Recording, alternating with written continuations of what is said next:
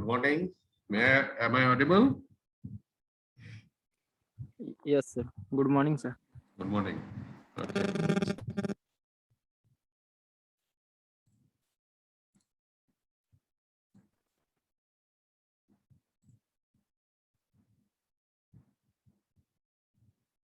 Okay.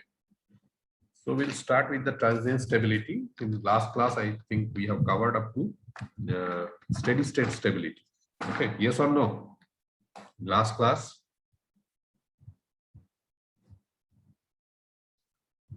Yes or no?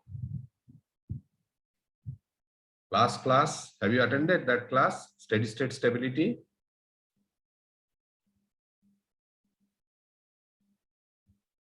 Hello? Hello?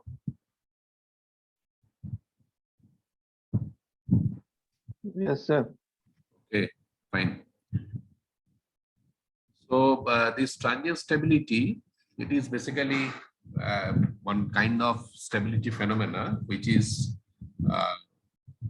basically the duration will be very short, okay, and the disturbance which will actually be occurring, that will be a typical a large disturbance, okay. So in transient stability, first we'll see the equation, swing equation. So dynamics of a synchronous machine, it is governed by the swing equation m into d2 delta by dt square equal to pm minus p. So this equation we have discussed. If you can remember the swing equation of the power system stability, we have discussed. So where p equal to p max sine delta. Now this is equal to, we'll substitute here, that is m into d2 delta by dt square equal to pm minus p max sine delta. Now here, one thing you have to remember, there is no generalized criteria available for determining the system stability with large disturbance. So there is no such generalized criteria. Okay, we'll see that what are the basically governing criteria for this transient stability. Now the numerical solution of the swing equation is obtained in the presence of such disturbance, giving a plot of delta versus t called the swing curve. So what we'll do, we'll have this swing equation m into d2 delta by dt square. This is pm minus p max sine delta. So if you solve these equations, what we'll get, we have a variable delta, and this is your dependent variable delta, and independent variable is t. So we can have a plot delta versus t. So that delta versus t curve, that will give some indication whether the system will stable or not. Okay. So there is no such strict guideline. Okay. But yes, there are certain points which we have to remember to determine this transient stability. Now, first is if delta starts to decrease after reaching a maximum value, it is assumed that the system is stable. Class check. So that the system is stable and the oscillation of delta around the equilibrium point will decay and finally die. So what? Okay. So let us understand this thing.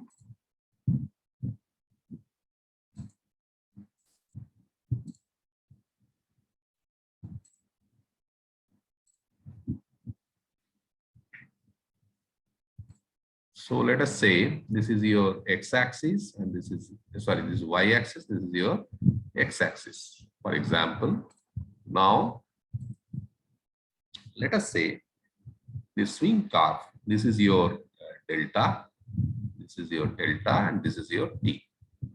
Now, if this curve, it is continuously increasing, and after reaching a maximum point, it is gradually decreasing, and this way it is happening. So we can say that after reaching maximum value, if the delta value decreases, then the system is stable. System is stable. Okay.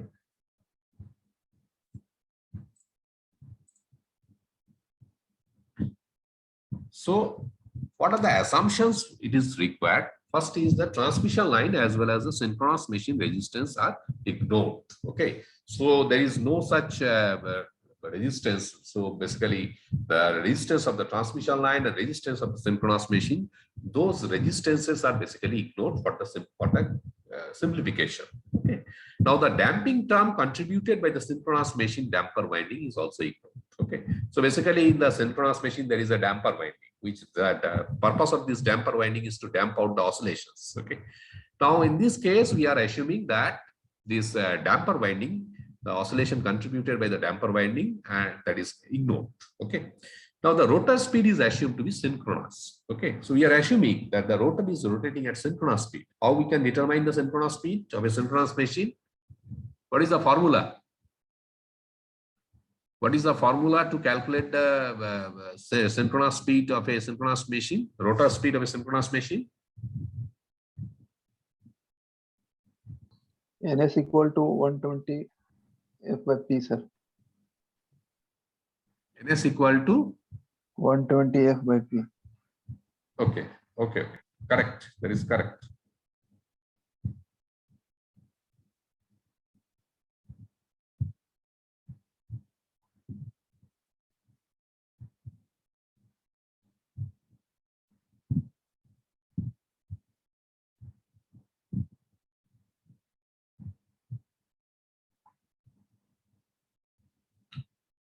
So the mechanical input to the machine is assumed to remain constant during the transient.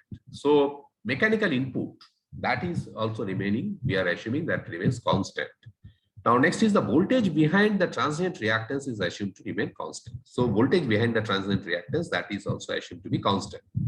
Then loads are modeled as constant admittances. So there are loads are there. So those loads are we are assuming they are basically having the constant admittances. Now, what are the procedure to calculate this tangent stability? So, any fault when it is occurring, so there will be some pre-fault condition, there will be some during fault condition, and there will be some post-fault condition. So, we need to analyze these three situations in a three different way. Okay, we'll understand that how these situations we have to deal with. So, in any fault, when there is a fault in the system, that fault, before the fault, what was the network situation? During the fault, what is the network situation? And after the fault, what is the network situation? So those things we have to analyze critically, and based on that, we need to determine whether the system is stable or it is unstable.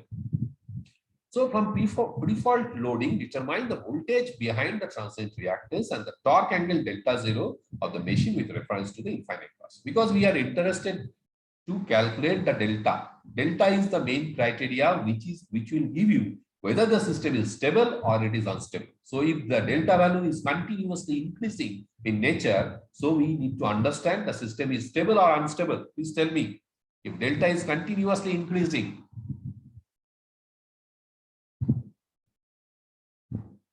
Delta value is continuously increasing. Please tell me. Unstable, sir. Unstable, correct. So now we'll determine the power transfer equation P delta during the fault. Why we are interested for this P delta? Because we know that the swing equation, because basic swing equation is, what is the swing equation? Swing equation is M into d2 delta by dt square.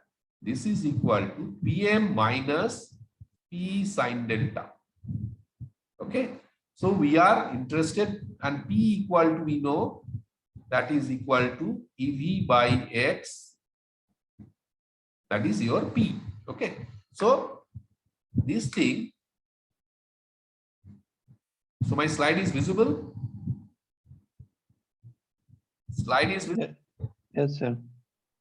Or whiteboard is visible. Which one is visible? Whiteboard, sir. Whiteboard. Yes. Correct. So now from the swing equation, starting with delta zero, calculate delta as a function of time using a numerical technique. So how to solve this thing? Because M into d2 delta by dt square equal to Pm minus P sine delta. So in this case, this is not the, there is a different kinds of technique by which we can solve the differential equation. Okay, in mathematics. But here we'll apply the numerical technique. So I think you have also studied the numerical techniques in mathematics. So with the help of that technique, we'll actually calculate the value of delta zero. Now, after the clearance of the fault, once again, determine the P delta and solve for delta T.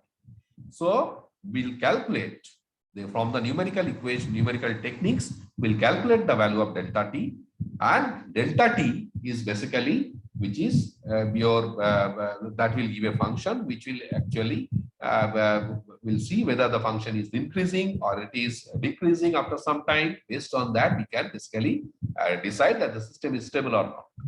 Now, after the transmission line is switched on, again find P delta and again calculate delta. See, in the previous diagram, here you see this is a generator. We have a breaker on this side. This is a transmission line, and there is a fault has occurred itself in the transmission line, and this power is fed to the infinite bus bar. So when the fault will occur, what will happen? The two-side circuit breaker will isolate this transmission line, and when the fault is cleared, then again the circuit breaker will close the switch so that the power will be restored. So this is the normal process. So after the transmission line is switched on, again find the P delta. That means again we have to calculate what is the power output, and that is the active power output from the synchronous generator that we calculate, and then again we'll calculate the delta T value. So delta T will change because P, if it is changing, the delta T value will also change. Now, if delta T goes through a maximum value and starts to reduce, the system is regarded as stable. So we need to understand that if delta T value, if it is reaching to a maximum and then it is reducing, then we can say the system is stable. And if it is continuously increasing in nature, then we can say the system is unstable. So it is unstable if delta T continues to increase.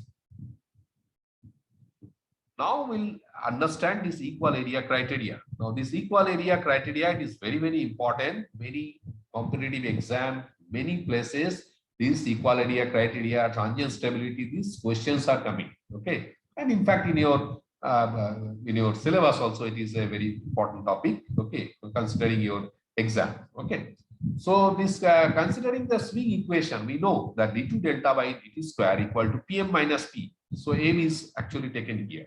In the we are actually dividing this M here. So this is Pm minus P is equal to Pa. This Pa is the accelerating power, and M equal to H by pi f. Okay. So this is the basically swing equation. Now, if you plot this curve, this swing equation curve, so delta versus T. So you see, this is a plot where you can see this is basically decreasing in nature. Okay. Now, one line it is there, it is continuously increasing. So if it is continuously increasing, then the system will be unstable.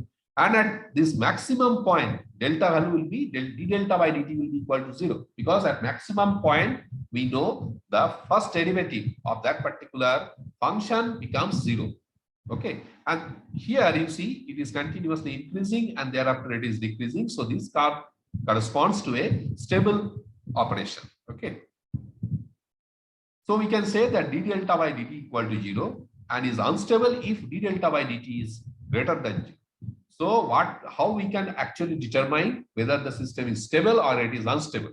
So if d delta by dt equal to 0, then we can say the system is stable, and if d delta by dt is greater than 0, then we can say that the system is unstable.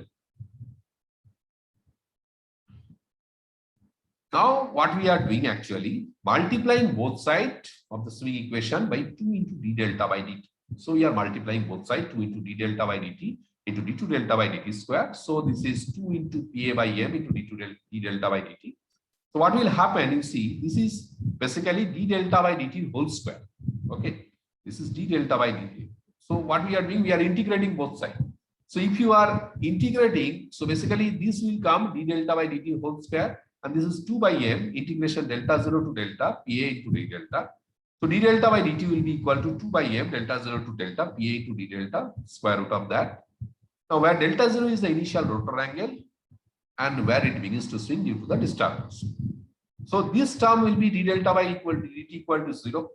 So d delta by dt equal to 0 means 2 by m is constant. So that will be here, it will be we can remove. So finally we are getting, and square root it is if you are making the square on both sides, so this becomes 0. So delta 0 to delta PA into d delta equal to 0. Okay. So I will just go through this actually in the board so that you can understand this thing in detail. So they basically derive area criteria from the swing equation. So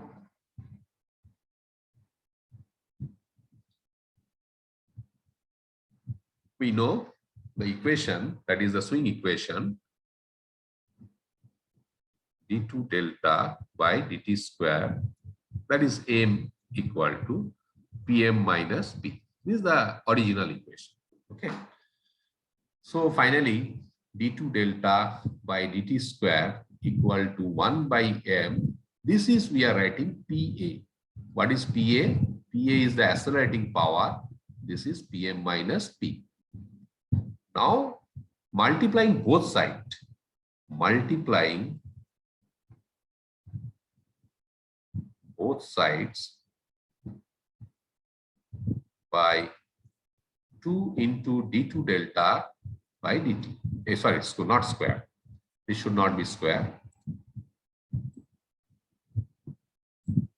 So we are getting 2 into d delta by dt into d2 delta by dt square equal to 1 by m PA into 2 into d delta by dt. Now integrating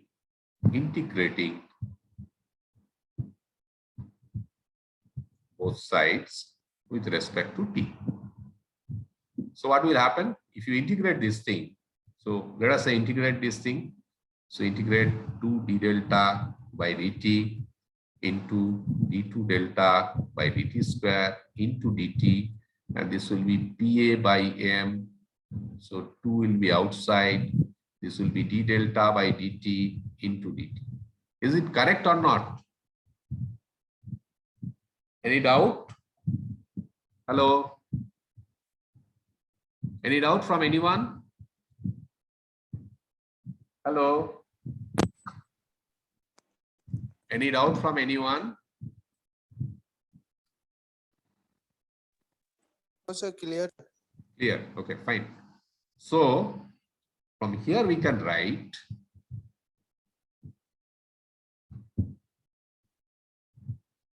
so this thing will be d delta by dt whole square. This will be whole square. This one. So this will be your 2 PA by m into integration d delta, because this dt will cancel. This dt will cancel. So d delta by dt, this will be equal to square root of twice PA by m integration of d delta. Now we know d delta by dt, this will be equal to 0. So we are putting the limit. So this will be square root of 2 PA by m integration of d delta equal to 0. So let us say make it a square both sides. So if you are making square both sides, this is 2 PA by m integration d delta equal to 0. This limit is from initial angle delta 0 to a general angle delta. So we can write, so this PA should be there. This PA is removed, so PA should be there. This, okay. So finally 2 by m, we can cancel. This is a constant term. Okay, so this will be delta 0 to delta, this PA d delta, this should be equal to 0. So this is your general equation. Is it clear? Okay, fine.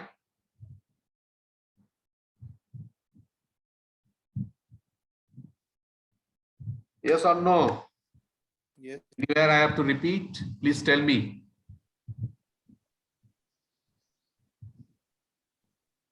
Clear, sir. Okay, fine. I'm about to finish. I think now let me just ask one thing. in your other part, how much is covered? Because we are about to finish this syllabus. Almost it is done. Almost means I have not finished yet, but it will be done. Okay. Other part, it is which chapter it is going on? Anil sir is taking another part, na? Hello. Hello.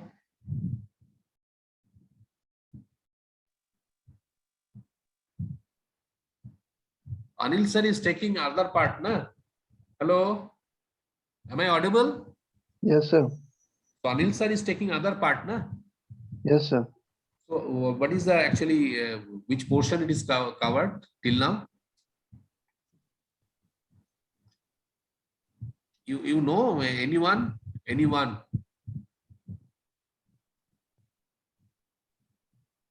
Okay, so I will take the feedback from the Anil sir. Then. You don't know.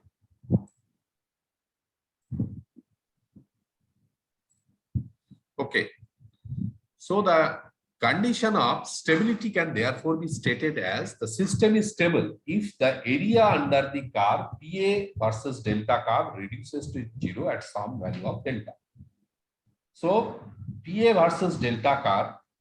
So what we have seen just now, I have derived the integration delta 0 to delta PA d delta equal to 0. That means basically area under this curve PA into d delta, integration limit is from delta 0 to delta, this particular thing, it is equal to 0.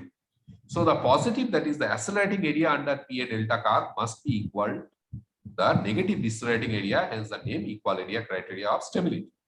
So basically,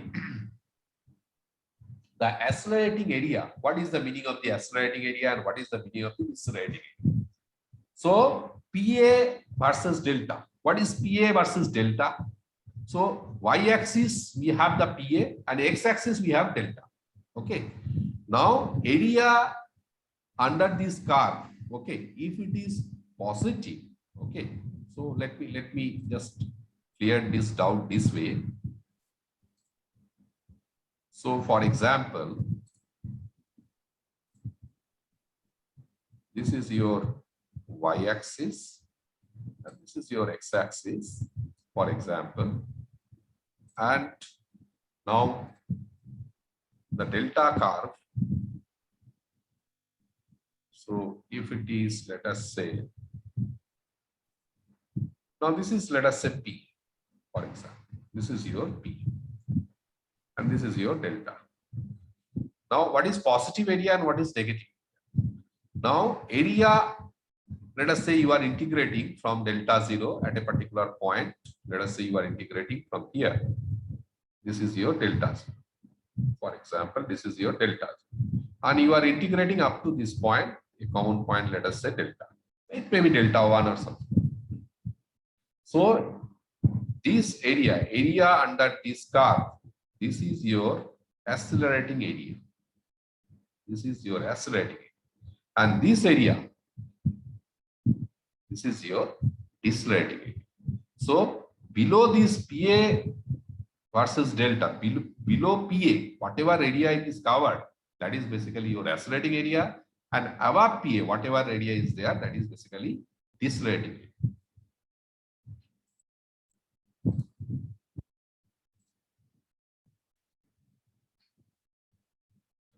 Class. I'm taking class. Okay. So you come up, you come at 12:30. So the positive accelerating area under PA versus delta curve must be equal the negative decelerating area, hence the name equal area criteria of the stability. So we need to understand that why the name is equal area criteria. The equal area criteria is because we need to understand that the accelerating area should be equal to the accelerating area. That means if the accelerating area is more than the decelerating area or decelerating area is more than the accelerating area, then the system will be unstable. Now we'll understand this thing with the help of different cases. Okay, the few cases we'll take and we'll understand that how this thing will affect. So first thing is a sudden change in the mechanical input. Okay. So mechanical input, this is the, let us say, generator. Okay. And we have a direct axis transient reactance X dash T, and this is XC. And then infinite bus bar is this one. Okay. And this is your input. Okay. This is your mechanical input. Now, there is a sudden change in the mechanical input. Mechanical input is your, let us say, it is a input to the generator, and by virtue of that, the power is getting converted to the electrical power. Okay, so that is due to the energy conversion. So the electrical power transmitted, that is P equal to E dash B divided by X dash T plus XC into sine delta. So this is equal to P max sine delta. So under steady state condition, Pm0 equal to P0 equal to P max sine delta 0. So finally, we'll see this thing. This is your basically, this is your PM1. Let us say the mechanical input, and this is your initial angle. Okay, this is your initial angle. So what will happen, you see, there is a sudden change in the mechanical input. So initially your PM0 was at this point. Okay, but what will happen? There is a sudden change in the mechanical input. So mechanical input, initially it was PM0, but now it is from PM0, it is increased to PM1. So what will happen? The point will shift from the operating point. Operating point, what is the operating point? It is the intersection of the PM and PE curve. What is this PE curve? P is the P sine delta curve. So this is the intersection of these two. So this point is the initial point. And what will happen when the mechanical input is changed from PM0 to PM1? The mechanical, this particular operating point will shift from A to B. It will shift here. Now, what will happen at this point? This is your mechanical input. So the rotor will continue to accelerate because due to the rotor inertia.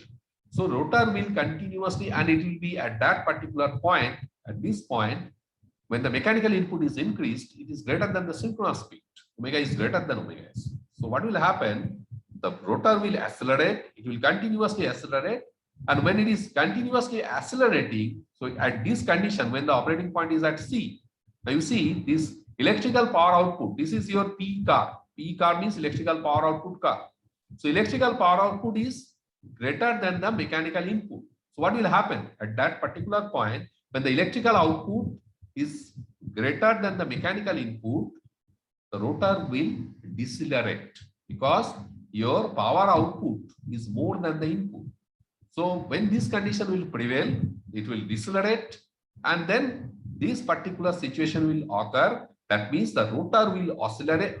It will basically oscillate about this point delta 1, and after that it will settle to a normal steady state operating point.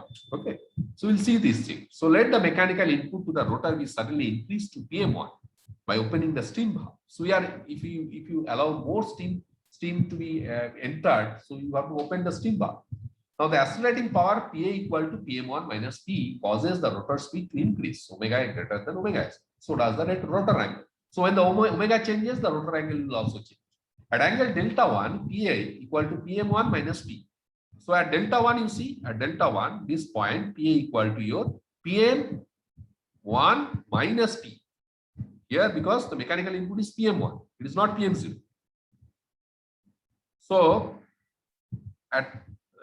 in this point, at point P, but the rotor angle continues to increase as omega greater than omega s. Now PA now becomes negative.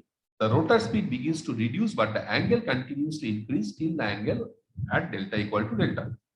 So it will continue increase till delta 2. At delta 2, what will happen? The electrical power output, it is more than the mechanical input, so rotor will again decelerate.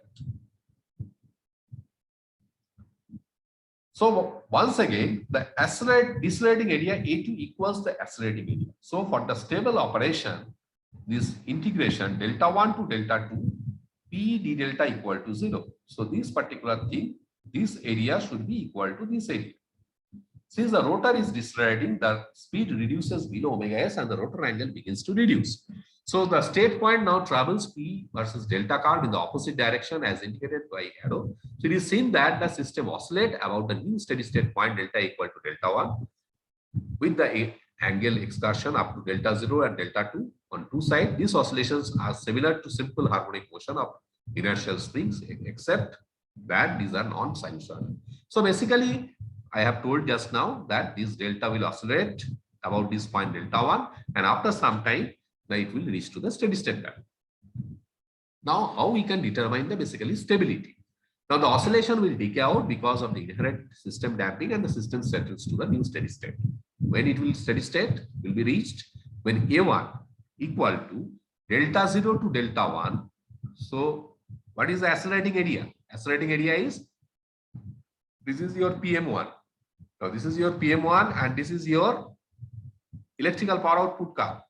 So this particular area is your accelerating area. Now, how to calculate this accelerating area? It is from delta 0 to delta 1. This is the accelerating area, and delta 1 to delta 2. This is your decelerating area. So if you integrate this particular area, and you'll be getting the accelerating area. So accelerating area equal to the integration delta 0 to delta 1 PM1 minus P d delta, and A2 equal to delta 1 to delta 2 P minus PM1 d delta. Okay. So these two areas, for the system to be stable, it should be possible to find the angle delta 2.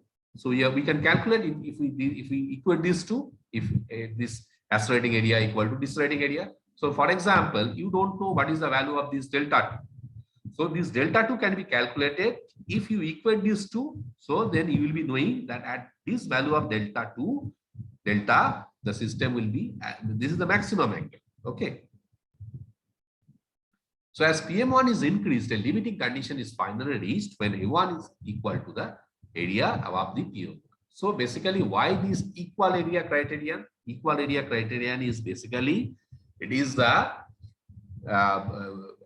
accelerating area should be equal to the decelerating area. Now, what is accelerating area? It is the area under the curve PA and delta. It is the area under the curve PA and delta.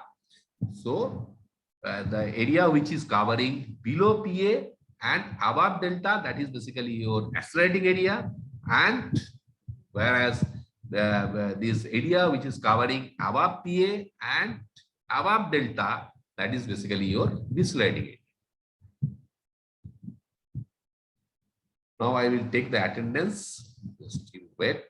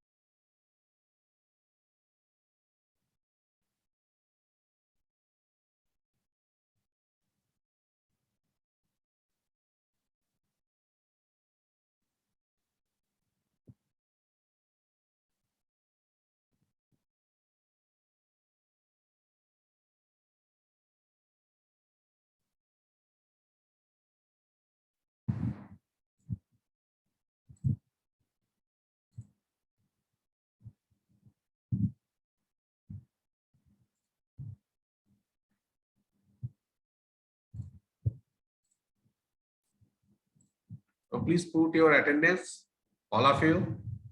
Please put your attendance.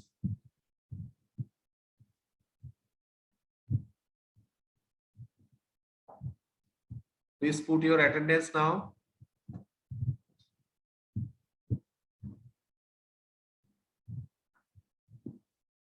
Is it over?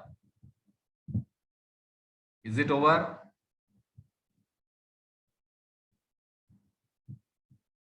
All of you have given attendance?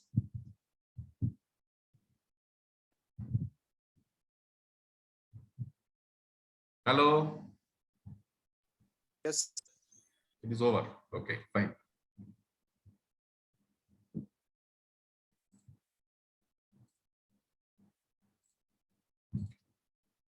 So next topic is effect of clearing time on stability. Now, what is clearing time?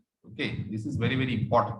Okay, so clearing time means this is basically related with the fault clearing time. Okay, fault clearing time and how it is basically affecting the system stability. See, the problem here you have to understand very clearly. If there is a fault in the, let us say, in a transmission line, okay, transmission line, there is a fault.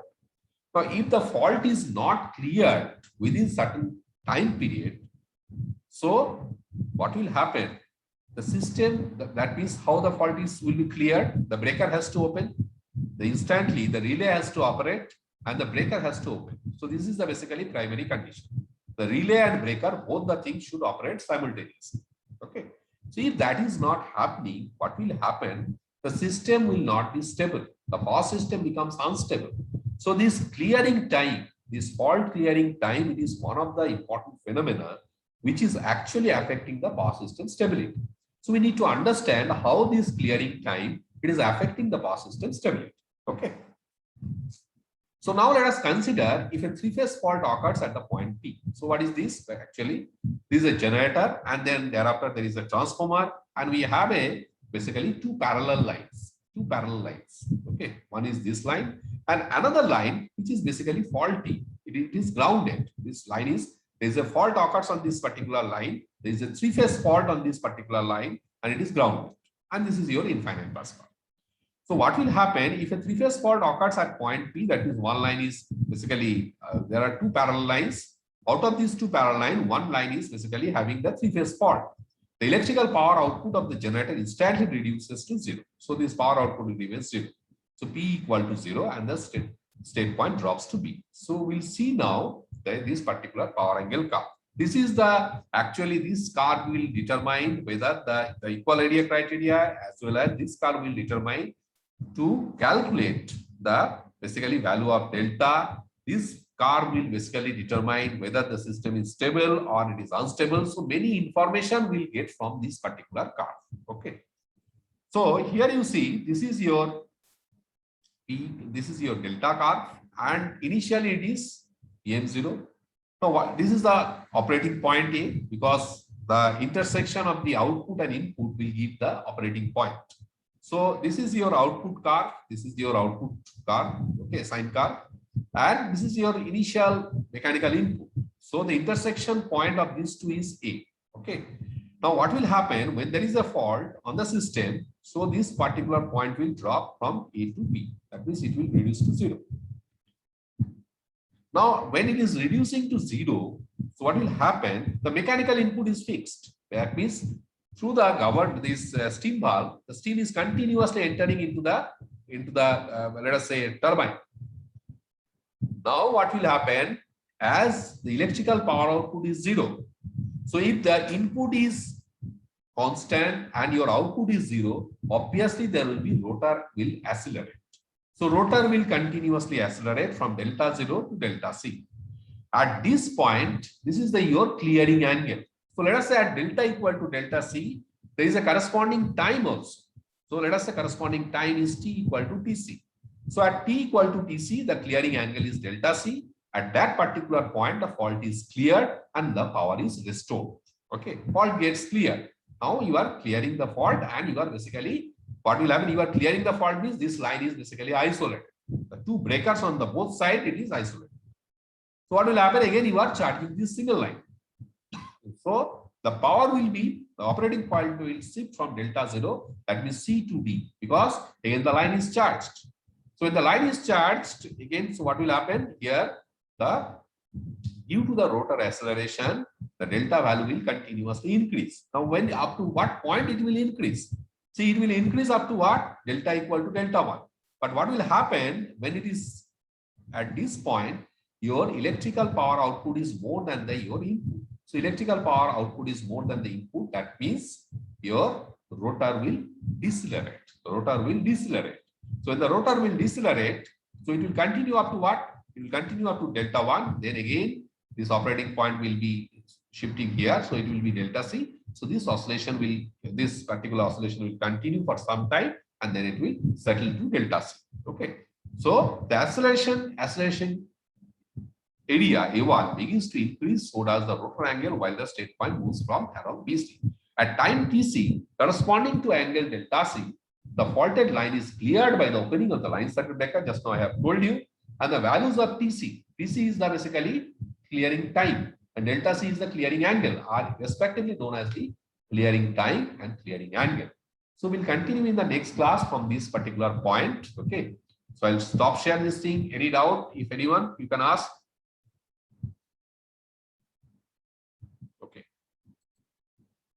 So thank you to all. I am closing this meeting. Okay. Thank you. We'll continue in next class.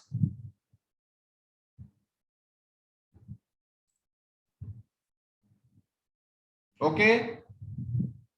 I'll close this meeting. Yes, sir. Okay, fine.